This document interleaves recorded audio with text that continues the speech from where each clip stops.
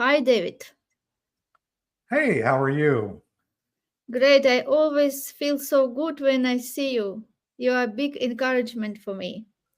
Well, that's one of my goals is I want to have an impact. And the first thing I want you to be is have a positive feeling when you see my face or see me online here. I don't want you to go, oh no, not him again. So yeah, that makes me feel good. So thanks for the feedback.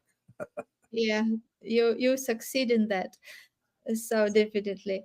Yeah, so I would like you have so big experience in life. You was managing and had 40 years entrepreneurship experience in Mhm, business. You met so many people. So I would like to discuss with you this issue of mental health. mhm. When I saw people who are so bright and so talented and gifted and so enthusiastic and driven and ambitious, and I also saw that if they don't get what they want and they think that they tried so many things and nothing work, so they just find themselves in very dark situation, right? Mhm. And they can feel overwhelmed and stressed and depressed. So what do you think, like from the main perception, right? Why this happens, why it is in many cases that it is difficult for them to reach out for help, like they get tired, they get overwhelmed, and they just continue till they just collapse, like nervous system doesn't have that capacity to do this anymore, and this they just go backwards. Well, for men in general, it's overwhelm is inevitable for all of us. We're always get to a point where we outstrip our ability to handle it ourselves. Because again, as a species, we're created as a community. I mean, life is a team sport, as I say. We have to work together. But men, in contrast, and again, I have four daughters, so I'm not going to speak about women, but I can tell you that if I look at my son versus my daughters, or look at myself versus my daughters or women in my life, women are very willing to ask for and admit when they don't have a handle on something. I can't get there. I don't know what to do. For a man, that is, I was raised in a way that said that, okay, that's a sign of weakness. You need to suck it up, you need to do it, you need to figure it out. And so men are kind of raised that way, and if we admit that we need help, then that sounds like we're weak. And so, Mhm. and that creates, when you talk about mindset, right, that triggers all kinds of feelings of maybe in your past where your dad criticized you or other men criticized you, or I played sports, and there was always this locker room banter about, hey, you really didn't do that well, or just kind of giving each other a hard time, right?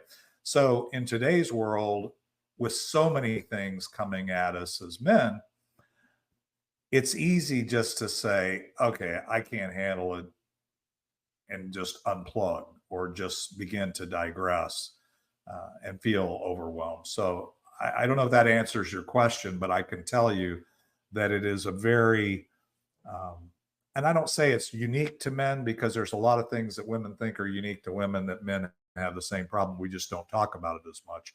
So, but yes, I think that that's the root cause is being willing to be part of a community. I have a men's breakfast network that I meet on the second Saturday of each month. Tomorrow is my monthly meeting.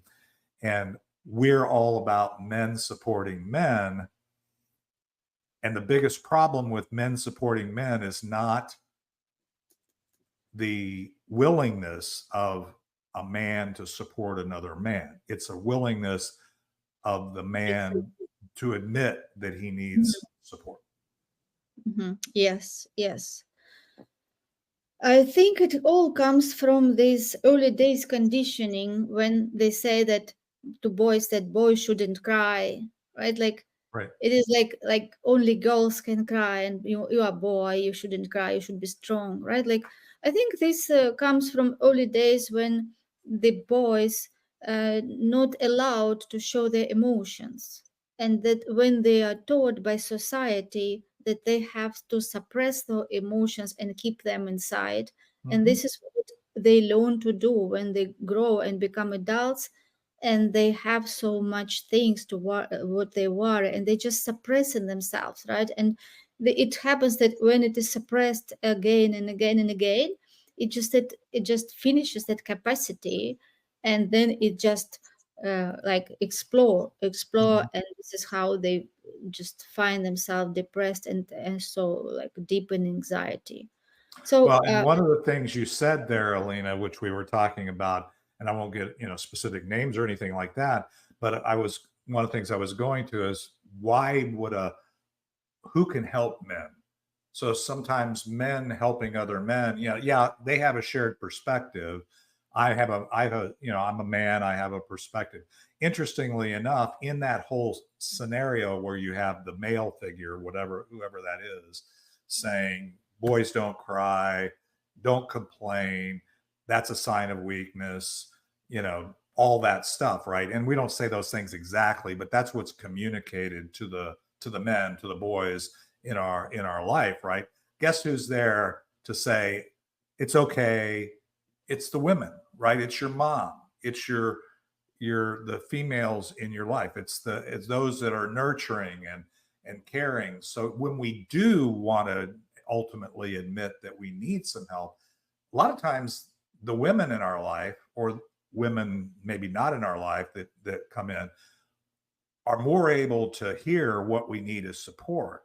And then the question is, it's a team sport. So how do we partner? How do men's partner with women in order to help men, or men partner with women to help women? See, I think that's something that we're missing a lot. I see that. I have a co-ed Wednesday. The Warrior Networking Group is men and women in entrepreneurs, right? But we're constantly, I have the women in the group will really come up and say, hey, I need help getting connected here, working with folks. I don't know how this works. The guys sit back and go, okay, if I don't understand it, then I just disengage. So it's very interesting to me, and it's very something to explore, because again, it comes back to mindset, right? The things that you're focused on. It's the mindset and being willing to break through or break out of that zombie mind and really actually take action that you really know you need to take. yes, yes, exactly. I remember my childhood. My father was very, very strong man. He was always leader, and he was professor in university. Mm-hmm. Also, he was like that time was Communist Party, and he was like the very top position in that Communist Party. Mm-hmm. And I remember that for me, expectations were very high always. I was not allowed to be mediocre. I was not allowed to be average. I always had to be the best. I just didn't even think that I have another option. Mm-hmm. And when it came to when I finished school, I didn't know what I love to do. I didn't know anything about myself. What is my genius? What is my strength? Mm-hmm. Only one thing I knew, that I have to go to university. It is not even negotiable because of the status of my father, of our family.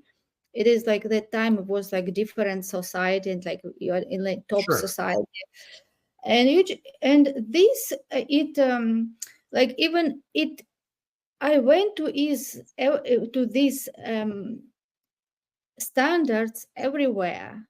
And I remember even in university, every exam was starting from me.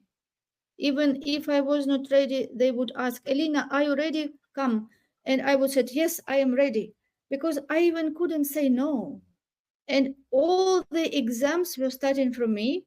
I was just going, I was speaking, of course, like I was fine, like I had two master degrees, and both of them I took with diploma of excellence. So many exams, I even they just gave me grades like without even attending.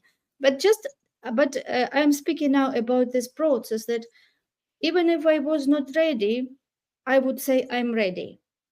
So Right. because I couldn't, it is like standards. I couldn't just fail. For me, it was how I can say, this is my standard. I always should be on the top. I should be leader.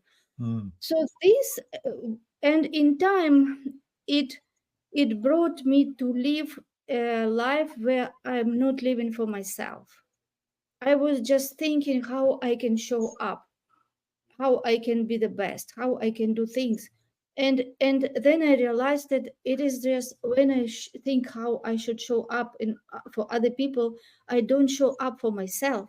mhm. Like I always like I was feeling that it is like distance, big distance between what I am inside and who I really are and what other people see in me. And it came to the place where I was in network marketing. I was very successful leader. Like other people saw me like a star, like going to different countries, always staying in five-star resorts on these yachts and different spa. But inside of me, it was like I didn't have meaning. Like I was feeling like if you asked me what I want or what is my goal, I even couldn't tell what is my goal. Mm. Although I was buying houses, like car, and I could go the shop and buy 10 dresses just because I liked the how the model was. But so it just made me to think that the stress comes from not being authentic, and Mhm. it can be part of our treat like big like what it is said, like our how we grow up, right, how our parents Right. created those paradigms for us. And I think that this stress comes because we want to show something that we are not. Like we know that we meant to more, but we do so much without taking care of ourselves, without having that love and just showing and acknowledge what we already have and acknowledge who we already are and showing just as really we are. And I think only this shift will help to redeem so much stress. I agree. I mean, I think again, it does come to authenticity, admitting what we know, admitting what we don't know, admitting what we can handle, admitting what we can't. It's okay to say yes. I mean, I run my life by divine appointment. So somebody says, "Can you help me with this? Would you do this? Will you meet with me?" That is always going to be a yes, because I figure there's a divine reason or there's a universal reason why that needs to happen. But I don't necessarily have to know all the answers. But authentically saying, I'm here, I'm me, this is what I can do, and this is where I need help. And that's the thing that we don't do, that authenticity, that authentic presence of knowing where you're at and being willing to admit it, not only more importantly to yourself, because we don't admit it to ourselves, right? We want to pretend. It's not just that we wear a mask. Sometimes the mask we put there by with intention to somehow mask what we really are feeling, thinking, all those things. And that's not good energy. That's not a good place to put your focus, to try and pretend. You know, they say you mentioned network marketing, and I know you hear this in that space, fake it till you make it, right? Guess what? I'm gonna tell you that doesn't work because you know you're faking it. So I know people misinterpret that, but it's you need to act as if is different than faking. Act as if, knowing, approaching things with authentic abundance, not fake abundance, but authentic abundance, knowing that all things are possible. You just don't necessarily know how I'm going to get there. That's different than saying, yeah, you want your mind to behave, you want you to make decisions as if you've got it sorted out. But being real with yourself and getting the help you need and surrounding yourself with people that can help you down your path is something, again, I think women do better. If you've been on a sports team as a guy, you kind of get it because you know everybody has their own roles. But still, even then, admitting when you can't do what you thought you could do is a problem. So, anyway, we're hitting on some pretty interesting and deep topics here, I would say, Elena. Yes, and I think that admitting that you need help and asking for help, it is strength. It is not weakness. It is Right. really strength. Because when I look at myself, I never could say that I need help. Never. Even Mm-hmm. like in many cases, I had nobody to ask because we don't have relatives. So I just learned to grow and just rely on myself and take all responsibility for family uh, myself. And I made decision when I was 21, 23 for all my family. And Mm-hmm. and it was no way that I would ask somebody for help. And then I realized that has to be changed.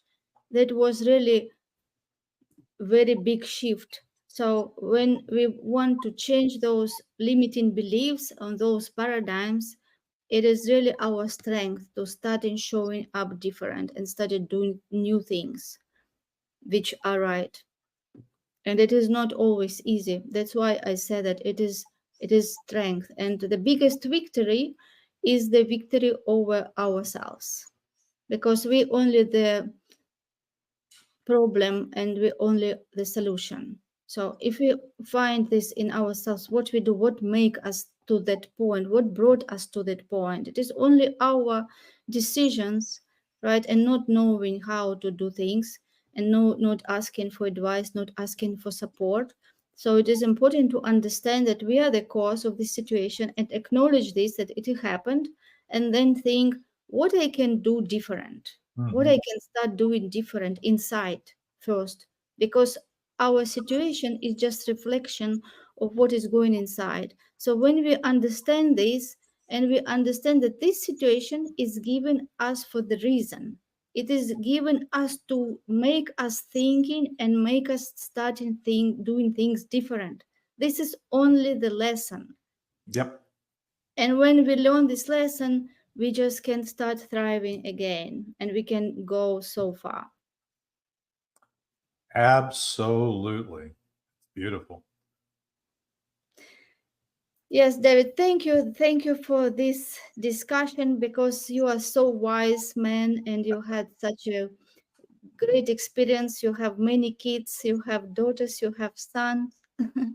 So it is really good to hear your perception about this because I see nowadays so many men really have those mental health issues and they need help. They need somebody to speak about who really is authentic and who can listen and help them to see what is good in this situation where they are now and how they can get out of this and live much better without stress and overwhelm.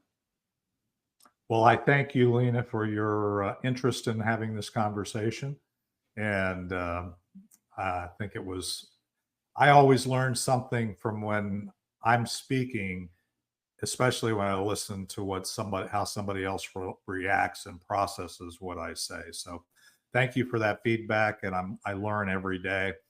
And it is a journey. And for guys out there that are engaging with Alina, just all I'll tell you is she's a wealth of knowledge and willing to admit where she needs help.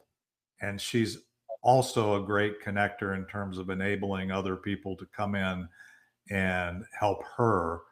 And that to me, as you say, is strength. I call it, it's fear of failure, fear of admitting that you don't know something, fear of what other people think, fear of, you know, all these things are fears, and we all have them. Let's just be real. We all have fear. Courage is doing it anyway.